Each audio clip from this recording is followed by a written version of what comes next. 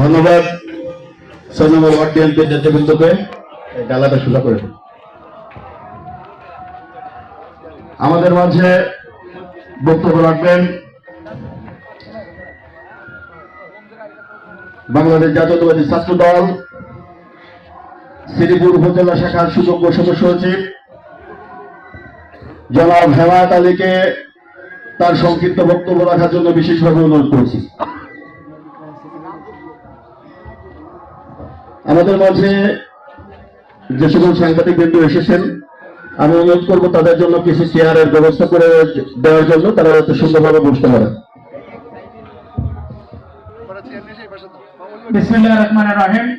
আসন্ন জাতীয় সংসদ নির্বাচন 2026 উপলক্ষে আজকের এই গ্রাম্য বৈঠকে সংগ্রামী সভাপতি, জেলা নেতৃবৃন্দ উপস্থিত আছেন, বাংলাদেশ জাতীয়তাবাদী দল বিএনপির মনোনীত প্রার্থী, আমাদের সকলের সুপরিচিত মাগুরা তথা শ্রীপুরের অভিভাবক, আমার রাজনৈতিক ব্যক্তিত্ব, আমার আদর্শ,